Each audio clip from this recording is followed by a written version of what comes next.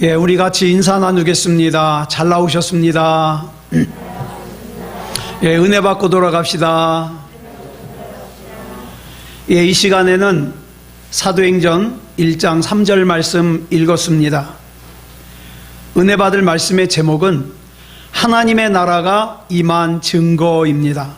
하나님의 나라가 임한 증거. 우리는 지난 시간에 우리가 이 땅에서 하나님 나라의 영광과 기쁨과 환희와 승리의 감격을 누릴 수 있도록, 또 맛볼 수 있도록, 경험할 수 있도록 우리를 도우시는 분이 있는데 그분이 누구냐? 성령님이라 그랬습니다. 그래서 우리는 늘 성령님을 구하면서 살아야 돼요. 많은 사람들이 불행한 것이 하나님을 믿는다 그러는데, 또 신앙생활을 한다 그러는데, 이 하나님 나라의 영광, 기쁨, 환희, 승리, 감격, 이것과 전혀 관계가 없는 삶을 살거든요. 그러면 안 돼요. 성령님이여, 내 안에 오셔서 하나님이 나에게 약속하신 이거 누리며 살게 해주시옵소서 기도해야 됩니다. 요한복음 14장 16절부터 17절까지 우리 같이 보겠습니다. 시작. 내가 아버지께 구하겠으니 그가 또 다른 보혜사를 너희에게 주사 영원토록 너희와 함께 있게 하리니 그는 진리의 영이라. 세상은 능히 그를 받지 못하나니 이는 그를 보지도 못하고 알지도 못함이라. 그러나 너희는 그를 아나니 그는 너희와 함께 거하시며 또 너희 속에 계시겠음이라. 자, 여기 보면 주님께서 우리를 고아와 같이 내버려 두지 않으시고 보호하시는데, 그 보호하시는 방법이 뭐냐? 또 다른 보혜사인 성령님을 보내주셔서 우리와 함께 있게 하시는 거예요. 여러분 외로우십니까? 저는 외로움을 많이 타요. 그러면 제가 속으로 그렇게 기도하죠. 주님, 나 외로워요. 나와 함께 계셔주세요. 자, 세상을 사는 것이 너무 힘듭니까? 그렇다면 우리를 고아처럼 내버려 두지 않으시고 함께 계시며 보호하시겠다고 약속하신 성령님을 부르시면 돼요. 여러분 혹시 섭섭하십니까? 사업이 잘 안 되세요? 질병 때문에, 돈 때문에, 사람 때문에 가슴이 답답하고 낙심이 되십니까? 그렇다면 요한복음 14장 27절의 말씀을 읽어야죠. 같이 읽겠습니다. 시작.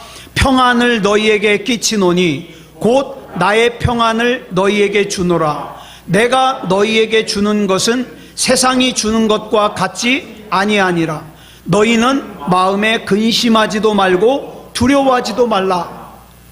주님께서는 세상이 주는 것과 같지 않은 평안을 우리에게 주시는데, 그 주님이 주시는 평안이 임하면 근심도 물러가고 걱정도 물러가고 두려움도 물러갑니다. 그런데 이 평안은 주님께서 주시는 거기 때문에 설명이 안 돼요. 여러분 한번 동의하시나 들어보세요. 돈 많은 사람도 돈 쌓아놓고도 불안해하는데 돈 없는 집사님이 평안하답니다. 이해가 되세요? 건강한 운동선수도 건강 때문에 불안해하는데 몸이 약하고 자주 아픈 집사님이 평안하답니다. 예쁘고 잘생긴 연예인들도 불안해하는데 자기 마음대로 생긴 주의 청년들이 평안하답니다. 이상하잖아요. 그래서 어떻게 평안할 수 있냐고 물어보잖아요. 그러면 이유를 대답 못해요. 몰라요. 당연히 모르죠. 그 평안이 하나님으로부터 주어졌는데 자기가 어떻게 그걸 알겠어요? 모르죠. 여러분, 오스 힐먼이라는 분이 하나님의 타이밍이라는 책을 썼어요. 참 좋은 책이에요. 이 책에서 평안의 이유를 설명을 합니다. 우리의 평안은, 많은 사람들이 평안을 이렇게 착각을 해요. 내 앞에 분명히 문제가 있어요. 근데 애써서 그 문제를 안 봐요. 외면해요. 무관심해요. 의식하지 않아요. 그리고 평안하대요. 그 평안한 거 아니에요. 예? 예. 여러분, 저와 여러분이 사는 이 세상은 그런 걸 갖다가 외면함으로써 평안을 누리는 세상이 아니에요. 오히려 저와 여러분 앞에는 얼마나 많은 순간에 영적 전쟁을 해야 되는 전투적인 상황이 벌어지는지 몰라요. 그럼에도 불구하고 내가 평안할 수 있는 이유는 한 가지예요. 하나님이 나를 사랑하신다는 것이 믿어지니까. 그래서 평안하는 거예요. 요한 1서 4장 4절을 보면 내 안에 계신 주님께서 세상에 있는 그 어떤 자보다 크시다는 것을 확신하고 그 주님을 신뢰하기 때문에 난 평안한 거예요. 하나님, 세상에 있는 그 어떤 권력자보다 하나님이 크심을 내가 믿습니다. 세상에 있는 그 어떤 부자보다 하나님이 더 크심을 내가 믿습니다. 그런데 그 하나님께서 나를 사랑해 주시니 나는 평안합니다. 내 생각과 내 계획을 뛰어넘어 나를 사랑하시고 나를 지켜주시고 나를 인도하시는 하나님을 내가 신뢰하기 때문에 나는 주님 안에서 평안합니다. 바로 이것이 하나님의 말씀이 말하는 평안이에요. 로마서 8장 26절을 보면 이런 말씀이 나옵니다. 시작. 이와 같이 성령도 우리의 연약함을 도우시나니 우리는 마땅히 기도할 바를 알지 못하나 오직 성령이 말할 수 없는 탄식으로 우리를 위하여 친히 간구하시느니라. 여러분, 그런 경험해 보신 적 있습니까? 내가 하나님 앞에 예를 들어서 이순식 집사님을 위해서 기도를 하기 시작했어요. 하나님, 이순식 집사님 지켜주시고 힘주세요. 흔들리지 않게 해주세요. 근데 기도하다 보니까 어느 순간에 기도가 바뀌어요. 곽경희 권사님을 위해서 기도하고 있는 거예요, 내가. 왜? 나는 미처 곽경희 권사님이 내 기도를 필요로 한다는 걸 몰랐는데 성령께서 이끌어 가시는 거예요. 여러분, 이런 성령께서 이끌어 가시는 기도를 우리가 해야 됩니다. 우리 하나님도 내가 약하다는 거 잘 아셔요. 그래서 내가 이 약한 나를 도와주라고 누굴 보내신 거예요? 성령님을 보내주신 거예요. 그런데 우리가 착각하는 것이, 여러분 옛날에 부흥회 할 때, 요즘엔 우린 잘 안 하잖아요. 기도할 때 주여 삼창하고 기도하겠습니다 그러잖아요. 주여 주여 주여 그러잖아요. 그럼 막 성령이 오시는 것 같아. 근데 여러분, 이런 생각 안 해보셨어요? 만약에 주여 삼창을 해야만 성령님께서 나에게 오신다면, 말을 못하는 장애를 가진 분들은 죽을 때까지 성령 체험 못 하잖아요. 근데 그게 맞아요, 틀려요? 그렇지 않아요. 주여 삼창과는 관계가 없어요. 또 어떤 사람은요, 온몸이 덜덜덜덜 떨려야 성령 충만한 거라고 생각해요. 기도하다가 뒤로 넘어가야 성령이 충만한 거라고 생각해요. 꼭 방언을 말해야만 성령이 충만한 거라고 생각해요. 그런데 여러분, 우리 주님은 인격자이신 하나님이에요. 인격적이에요. 근데 우리 안에는 두려움이 있어요. 내가 기도한다고 과연 성령님께서 내 안에도 오실까? 내가 성령님께 오시라고 한다고 오실까? 내가 과연 우리 하나님 앞에 능력 달라고 한다고 능력 주실까? 난 헌금도 많이 못하는데. 아니야, 내가 헌금을 좀 더 많이 해야 오시라고 그러면 오시고 능력도 주실 거야. 내가 신앙생활에 좀 더 정성을 보여야 오시라 그러면 오시고 능력 주실 거야. 맞아요, 틀려요? 그렇지 않아요. 착각이에요, 착각. 예. 여러분, 로마서 8장 32절을 보면 이렇게 말씀하고 있어요. 시작. 자기 아들을 아끼지 아니하시고 우리 모든 사람을 위하여 내주시니가 어찌 그 아들과 함께 모든 것을 우리에게 주시지 아니하겠느냐. 여러분은요, 이창원 목사 말은 100% 안 믿으셔도 돼요. 제가 거짓말 할까요, 안 할까요? 자주 합니다. 제가 우리 권수현 씨한테도 혼나지 않으려고 거짓말 종종 합니다. 저 거짓말 잘해요. 그러니까 여러분이 제 말은 100% 안 믿으셔도 돼요.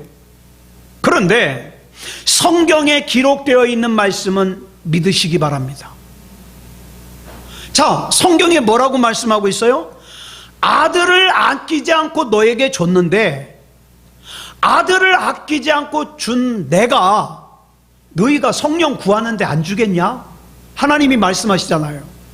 그러면 성령 주신다는 말이에요? 안 주신다는 말이에요? 주신다는 말이에요. 나는 내 아들을 너에게 줬어. 내 아들까지 너에게 줬는데 내가 너에게 뭘 못 주겠냐? 뭘 아까워하겠냐? 이해가 가십니까? 이것이 바로 우리가 이 세상을 이길 수 있는 비결이에요. 여러분들이 이 세상을 이길 수 있는 힘은 죄송합니다만 이창원 목사는 못 줘요. 이창원 목사는 여러분의 병도 고칠 수 없고요. 이창원 목사는 여러분의 경제적인 문제도 해결해 줄 수 없어요. 근데 이걸 착각하는 사람들이 어떤 착각을 하냐? 이창원 목사가 자기 편 안 들어주면 속상해. 이창원 목사가 자기에게 관심 안 가져주면 속상해. 아니요. 여러분 오해하지 마세요. 이창원 목사가 하는 일은 뭐까지냐? 하나님의 말씀을 여러분들에게 전달해 드리는 것까지예요. 그런데 이창원 목사만 그런 것이 아니라 여러분들이 가지고 있는 지식도 마찬가지고 경험도 마찬가지고 결단도 마찬가지고 심지어는 여러분들이 가지고 있는 돈도 마찬가지예요. 세상을 이길 수 있는 힘을 못 줍니다. 그러면 그건 뭐와 같으냐? 창세기에 보면은 아담과 하와가 하나님의 말씀을 어기고 선악과를 따먹죠. 그리고 나니까 뭐예요? 뻘거벗은 거를 알게 됐어요. 그래서 무화과 나무 잎으로 치마를 만들어 입었어요. 그런데 여러분, 이 치마가 어떡합니까? 하루도 못 가요. 조금만 햇빛을 받으면 어떻게 됩니까? 돌돌돌돌 말려요. 그러면 또 만들어 입어야 돼요. 자, 여러분 잘 들으세요. 저와 여러분이 세상에서 의지하는 것들은 임시적으로는 문제를 가릴 수 있을지 모르지만 근본적으로 그 문제를 해결할 수 있는 능력은 없다. 이렇게 믿으시면 돼요. 무화과로 만든 옷 비슷해요. 그러니까 나는 돈만 있으면 나는 아무 걱정 없을 거야. 천만에요. 예? 그러면 이건희가 왜 걱정했을까? 여러분, 이재용 회장이 편하게 잠잘까요? 저와 여러분이 편하게 잠잘까요? 이재용 회장 요새 잠 못 잘 거려? 삼성 주가가 6만 원 아래로 떨어졌어요. 막 12만 원, 13만 원, 15만 원 바라본다 그러더니 뚝뚝 떨어지더니 6만 원 밑으로 떨어졌어요. 막 그래서 지난주에 뭐 유럽 갔다 오고 막 그랬잖아요. 근데 안 올라가요. 여러분 중에 주식하시는 분 있을지 모르는데 한참 한숨 쉬어야 돼요. 그러니까 보세요. 돈 있으면 문제가 다 해결될 것 같은데 아니요, 안 그래요. 여러분, 세상을 이길 수 있는 힘은 오직 하나님께서만이 주십니다. 그런데 이 하나님과 친하지 않으면서 세상을 이길 수 있는 힘을 달라고 외쳐봐요. 이 얼마나 어리석은 사람이에요. 하나님과는 일주일 내내 대화 한 번 안 하다가 하나님 돈 문제 해결해 주세요. 건강 문제 해결해 주세요. 이 얼마나 어리석냐 이 말이에요. 그리고 이 하나님의 능력은 오직 성령님을 통해서만 나옵니다. 그래서 우리가 이렇게 찬양하는 거예요. 한번 불러볼까요? 시작. 하나님이 선택하셨고 예수님이 구속하셨고 성령님이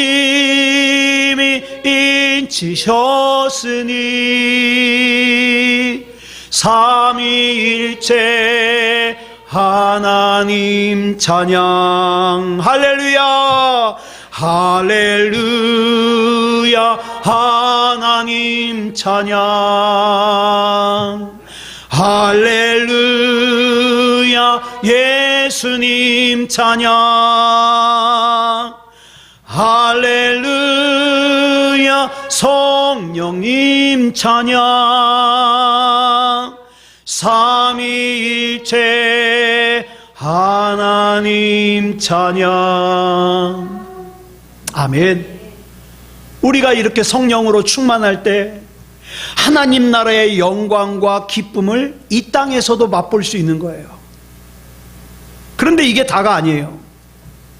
우리가 지난 시간에도 말씀드린 바와 같이 예수님께서 이 땅에 오심으로 말미암아 하나님 나라이신 예수님께서 이 땅에 오셨기 때문에 하나님 나라가 시작된 걸 믿어요. 맞습니다.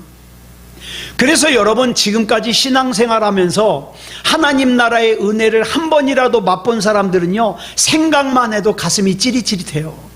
나 왕년에 기도하다가 성령 받았는데 막 입이 막 맘대로 움직이고, 세상에 기쁨이란 기쁨은 다 나한테 온 것 같고, 하나님은 나만 사랑하는 것만 같고 막 경험했잖아요. 모든 분노가 사라지고 하나님께서 나만 사랑하는 것 같고, 이 세상에서 내가 용서 못할 사람이 없는 것 같고, 용납하지 못할 사람이 없는 것 같고, 그런 경험들 했잖아요. 그게 뭐예요? 하나님 나라를 경험한 거예요. 그런데 잘 보세요. 예수님께서 하나님의 나라를 비유로 설명하신 것이 마태복음 13장에 나오는데, 그 중에 겨자씨 비유가 나와요. 여러분, 이 겨자씨 비유 다 들어보셨겠지만 정확하게 이해하는 사람 별로 없을 거예요. 마태복음 13장을 보면 하나님께서 겨자씨 비유로 하나님의 나라를 설명하는데 31절에서 이렇게 말씀하십니다. 시작. 또 비유를 들어 이르시되 천국은 마치 사람이 자기 밭에 갖다 심은 겨자씨 한 알 같으니. 우리는 이 말씀 읽어도 별로 이상한 거 모를 거예요. 그런데 예수님 당시 유대인들은 이 말씀을 읽잖아요. 그러면 고개를 갸웃거릴 거예요. 이상해. 왜냐하면 겨자라는 식물은요, 3월 중순에서 4월 초순 사이에 갈릴리 전역에서 피어나는 잡초예요. 그러니까 갈릴리 어디서나 볼 수 있어요. 그러니까 정상적인 사람이라면 이런 잡초를 자기 밭에 심어요, 안 심어요? 안 심죠. 안 심죠. 만약에 누군가가 자기 밭에 겨자씨를 심은 사람을 보면, 왜 좀 더 좋은 씨를 심지, 그런 겨자씨를 심냐고 이렇게 손가락질을 하죠. 그러나 여러분 한번 보세요. 저와 여러분이 겨자씨 같은 사람이에요. 하나님이 좀 더 새소만 교회를 부흥시키고 귀하게 했을 것 같으면 좀 더 능력 있는 목사를 갖다가 세우시지, 왜 저렇게 하찮은 겨자씨 같은 이창원 목사를 세웠을까? 저도 그것에 동의해요. 근데 하나님께서 자기 밭에 갖다 심으셨는 걸 어떻게 해? 근데 저만 그런 게 아니라 여러분도 그런 겨자씨라니까요. 하나님께서 겨자씨처럼 흔한 우리를 어디다? 하나님 밭에다 갖다 심으셨어요. 하나님의 기대를 가지고. 또 우리는요, 우리가 천국 얘기를 합니다. 하나님 나라 얘기를 합니다. 그런데 교회에서 천국 하나님 나라 그러니까 이게 알기는 많이 듣긴 들었는데 별로 마음이 안 가요. 중요하게 생각이 안 가요. 그래가지고 어떻게 해요? 그 하나님 나라에 시간을 투자하려고 하지 않아요. 돈을 낭비하려고 하지 않아요. 왜 그 하나님 나라 얘기하는 데다 갖다가 돈을 낭비하냐고, 시간을 낭비하냐고. 근데 여러분, 하나님의 나라는 그런 취급받을 곳이 아니에요. 이어지는 32절 보겠습니다. 시작. 이는 모든 씨보다 작은 것이로되 자란 후에는 풀보다 커서 나무가 되매 공중의 새들이 와서 그 가지에 깃들이느니라. 여기 보면 그 초라하고 쓸모없어 보이는 겨자씨가 나무가 된다고 설명하고 있어요.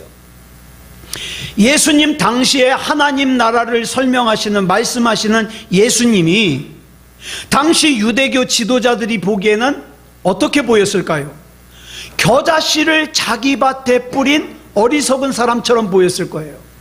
그래가지고 어떻게 해요? 예수님을 배척했어요. 십자가에 매달아 죽였습니다. 오늘날에도 마찬가지예요. 예배 시간에, 설교 시간에 복 받는다, 부자 된다, 잘 된다 이런 얘기를 하면 참 좋은데, 구원받아라, 천국 가자, 지옥이 있다 이런 얘기를 하면 고지식하잖아요. 고리타분하잖아요. 그런데 기억하세요. 그렇게 우리가 무시했던 겨자씨가, 하늘나라가 공중의 새들이 가지에 깃들이는 나무가 되었듯이, 그 고지식하다고 생각했던 하나님 나라는 우리가 반드시 들어가야만 하는, 반드시 깃들어야 되는 가장 중요한 곳이라 이 말이에요. 예. 이것이 바로 겨자씨 비유의 핵심이에요. 예수님께서 십자가를 지시고 죽으신 다음 날이 유월절입니다. 유월절이 어떤 날이에요? 이스라엘 백성들이 애굽에서 종살이를 할 때 마지막 재앙이 끝나고 어떻게 해요? 양을 잡아서 양의 피를 문의 설주와 임방에 바르고 그 안에 있으면 어떻게 돼요? 죽음의 사자가 넘어간다. 그래서 유월절이에요. 그러니까 유월절을 지키지 않는 우리는 별로 그 의미를 잘 모르지만, 이미 유월절을 경험해 본 이스라엘 사람들에게 있어서 이 유월절은 대단히 의미가 깊어요. 그런데 예수님께서 유월절에 돌아가셨어요. 그러면 이스라엘 백성은 대번에 뭘 생각할까요? 구약의 유월절은 어린 양의 피로 덮여져 있는 그 집안에 있는 사람들이 살았는데, 어린 양 되시는 예수님께서 돌아가시고 예수님의 피로 덮여져 있다. 이것도 역시 생명과 관계가 있다는 말이 아니겠는가? 그 다음에 여러분 보세요. 유월절 다음 날이 무슨 날이냐? 무교절이에요. 예. 그리고 무교절 다음 날이 어떤 날이냐? 초실절이에요. 여기서 말하는 초실절은 뭐냐면 보리를 추수하고 지키는 절기예요. 여러분, 우리가 흔히 맥추절이라 그러잖아요. 도시 사람들은 맥추절 잘 의미가 없는데, 이 맥추절, 올해는 맥추절이 7월 첫째 주거든요. 7월 2일인가 그래요. 자, 이 맥추절이라는 절기가 바로 뭐예요? 초실절이에요. 이 초실절의 의미는 이스라엘 사람들의 주식은 밀이지만 먼저 보리를 심어요. 그리고 그 보리싹이, 저는 못 봤어요. 농사를 안 접어서. 이 보리싹이 파랗게 나오잖아요. 그러면 밭에 나가서 봐요. 그럼 그 중에서 제일 잘 나온 싹을 갖다가 잘라요. 그 다음에 하나님 앞에 갖고 나와서 그 싹을 바쳐요. 어떤 의미냐?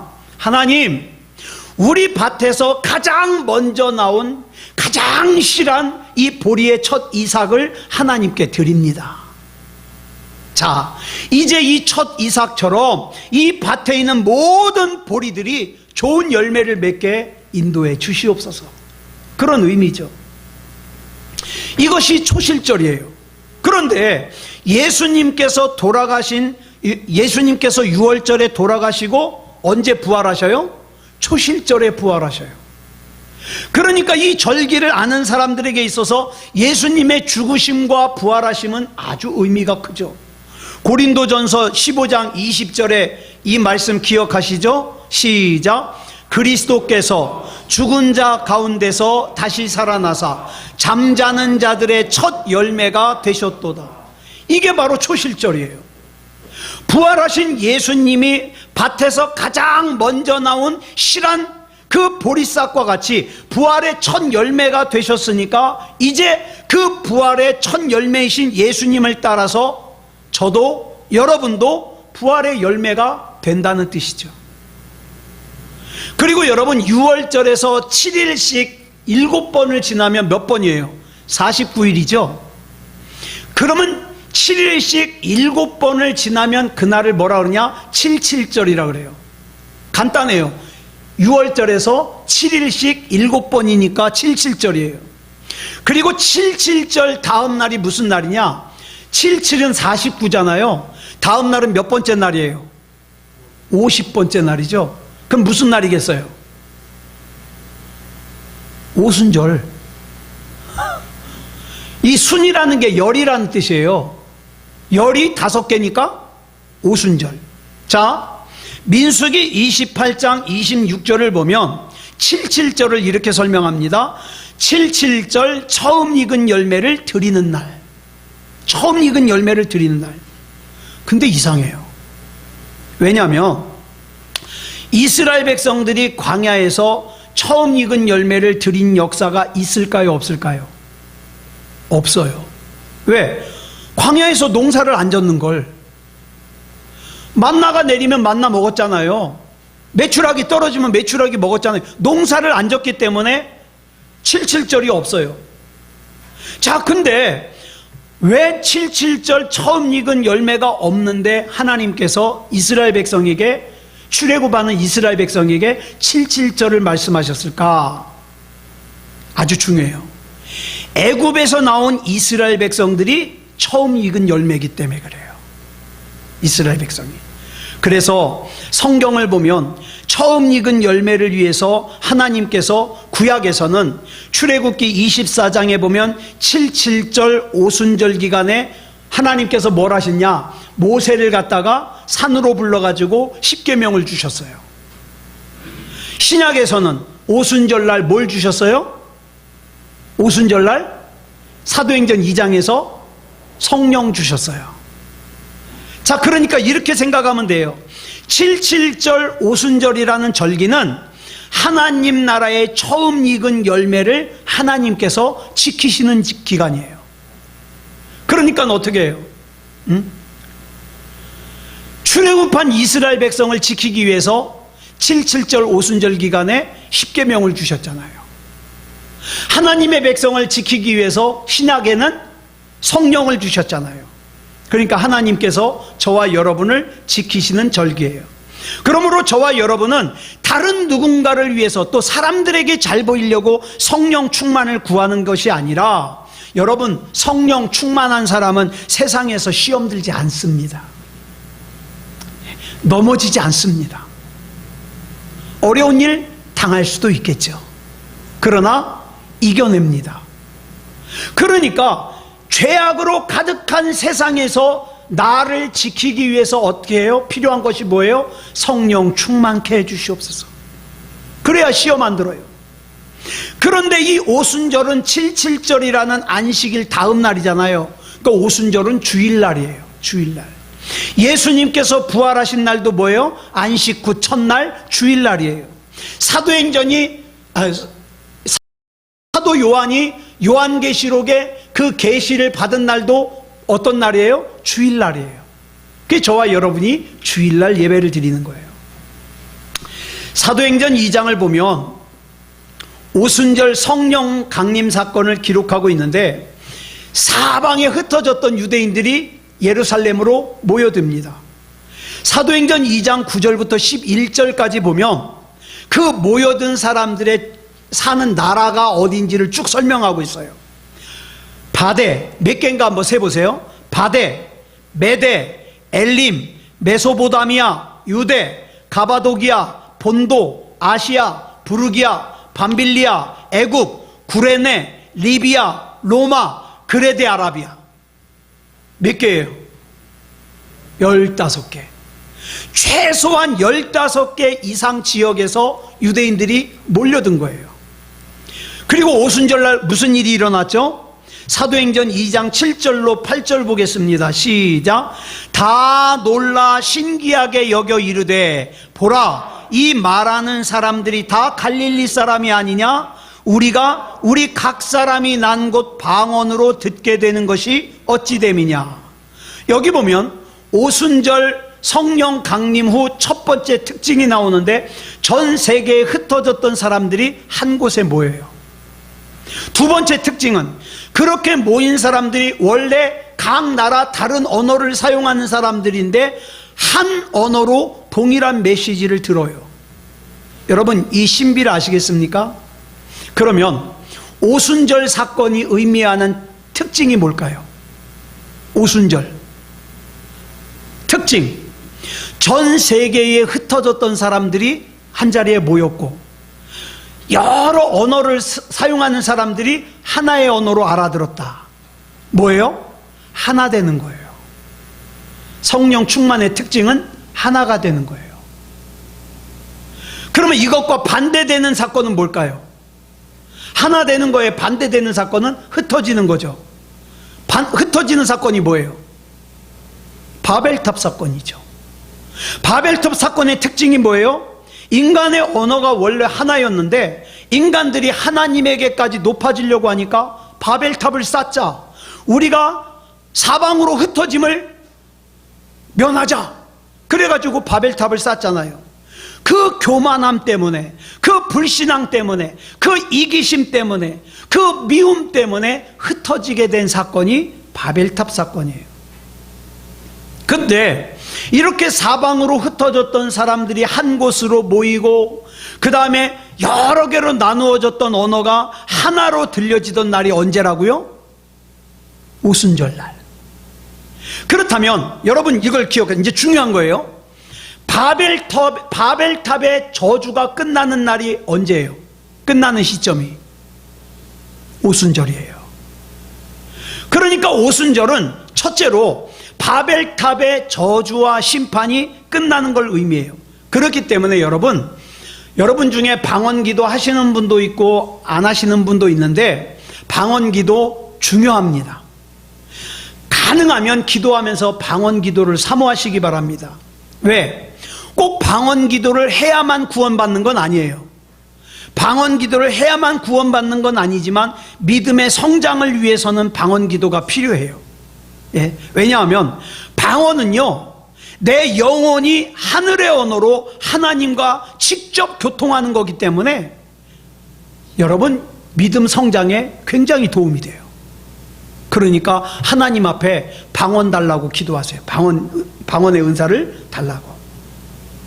자, 그러면 여러분들에게 질문을 하나 드리겠습니다. 여러분은 지금 바벨탑의 영향을 받으며 살고 있습니까? 아니면 오순절의 영향을 받으며 살고 있습니까? 바벨탑의 영향을 받으며 살고 있는 사람들은 자기밖에 몰라요. 예? 그 다음에 미움의 지배를 받아요.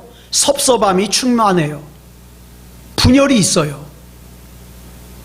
조금만 불편하면 다른 사람 버려버려요. 이게 바벨탑의 영향이죠. 흩어짐 가운데 살고 있을 거예요. 반면에 오순절의 영향을 받으며 사는 사람들은 하나됨 가운데 살고 있어요. 하나됨 가운데. 그런데 알게 모르게 많은 사람들이, 특히 여러분, 저와 여러분이 살고 있는 이 세상이 가면 갈수록 악한 마귀의 영향권 안에서 바벨탑의 영향을 받으며 살아요. 그러다 보니까 이 바벨탑의 영향을 받는 사람들은 하나님의 복을 가로막아서 어떻게 해요? 힘들게 살아요. 신앙생활 함에도 불구하고. 그러면 오순절의 영향인 하나가 되기 위해서 우리에게 필요한 게 뭘까요? 마태복음 15장을 보면 딸이 귀신 들린 한 가나안 여인이 나와요. 여러분, 귀신의 특징이 뭘까요? 예? 귀신의 특징은요, 자기도 힘들고 다른 사람들도 힘들게 해요. 이게 귀신의 특징이에요. 근데 이 딸이 귀신 들렸으니까 물론 귀신 들린 딸도 힘들었겠지만 누구도 힘들었을까요? 그 딸의 엄마도 힘들어요. 그죠? 그 딸의 엄마인 가나안 여인도 힘들다 이 말이에요. 네. 자, 그런데 보세요. 어머니가, 이 가나안 여인이 예수님을 찾아와 가지고 문제를 해결해 달라고 간청하는데, 이 가나안 여인이 해결해 달라는 것이 자기가 고통받는 걸 해결해 달라고 그랬습니까? 딸이 고통받는 걸 해결해 달라고 그랬습니까? 성경 보신 분들, 누구의 고통? 딸의 고통. 딸의 고통 해결해 달라는 거예요. 근데 저는 성경 읽으면서 이런 생각 해봐요. 만약 그 귀신 들린 사람이 자기 딸이 아니에요, 남이에요. 그러면 이 가나안 여인이 예수님께 가가지고 기도 부탁을 할 때 그 사람의 고통을 해결해 달라고 그랬을까요? 아니면 그 사람 때문에 당하는 내 고통을 해결해 달라고 그랬을까요? 이건 보나만 하죠. 자기가 나 저 귀신 들린 사람 때문에 힘드니까 내 고통 좀 해결해 달라고 그랬겠죠. 네. 즉 귀신 들린 사람을 자기의 딸로 보느냐 남으로 보느냐, 여러분, 성경에 보면 우리 교회의 머리 되시는 분이 누구예요? 예수님이에요. 그리고 그 지체, 몸은 누구예요? 저와 여러분이에요. 그러니까 교회 안에서 특정한 누군가가 내 마음에 들지 않는다고 내 마음대로 그 사람을 멀리하고 그 사람과의 관계를 일방적으로 단절하는 것은 성경을 보면 뭐라 그랬어요? 예수님의 몸을 찢어놓는 거라 그랬어요. 또 여러분, 세상이 악해지다 보니까 무슨 일이 있는지 아세요? 교회 안에서 바람이 나요. 교회 안에서 한 교회 다니는 사람들끼리 바람이 나요. 근데 성경에 보면 뭐라 그랬냐면, 하나님의 자녀인 누군가에 대하여 음란한 마음을 품잖아요. 그러면 결과적으로 무엇과 같다 그러냐? 예수님의 몸을 욕되게 하는 것과 같다 그랬어요. 얼마나 무서운 죄예요. 그러므로 우리가 오순절의 은혜 안에서 오순절의 영향을 받으며 살면 우리 자신이 예수님의 몸이라는 걸 분명하게 인식하게 되고, 어떻게 돼요? 온전하게 하나됨을 위해서 살겠죠. 예수님의 몸을 찢지도 않고 예수님의 몸을 욕되게도 하지 않고, 그렇죠? 예수님의 몸을 미워하지도 않고. 혹시 지금 우리 가까운 교우들 가운데, 또 가까운 사람들 가운데 분명히 요즘은 너무 살기가 힘들다 그러니까 아마 죽음까지 생각하는 사람들까지 있을지도 모르겠어요. 그런데 그 사람이 죽음까지 생각할 정도로 힘들어하는 그 이유 중에 내가 조금이라도 한몫을 하고 있다, 내가 무심코 던진 말 한마디 때문에, 내가 무심코 한 행동 하나 때문에 누군가가 죽음까지 생각할 정도로 힘들어하고 있다면 머리 대신 주님께서 나를 어떻게 생각하실까요? 그래서 사도 바울이 고린도 교회에 보낸 편지인 고린도 전서를 보면, 여러분, 고린도 교회는요 은사가 많이 나타났던 교회예요. 근데 그 교회에 은사가 많이 나타나는 은혜로운 교회인데 갈라졌어요. 싸움이 나가지고 넷으로 갈라졌는데 아볼로파, 게바파, 바울파, 그리스도파로 나누어졌어요. 물론 생각이 다르니까 나누어졌겠죠. 그런데 성경은 뭐라 그러냐? 이렇게 당을 짓는 것을 예수님의 몸을 찢는 거라고 말씀하고 있어요. 사람들이 이 죄가 얼마나 크고 심각한 죄인지를 몰라요. 그래서 하나님께서는 무엇보다도 하나됨을 힘쓰라고 하십니다. 그래서 사도 바울이 신약 성경 가운데 최소한 13권을 썼는데, 우리는 그 바울 서신이라 그러거든요. 13권을 썼는데 그 13권의 성경 중에 빠지지 않고 나오는 말씀이 뭐냐? 하나가 되라.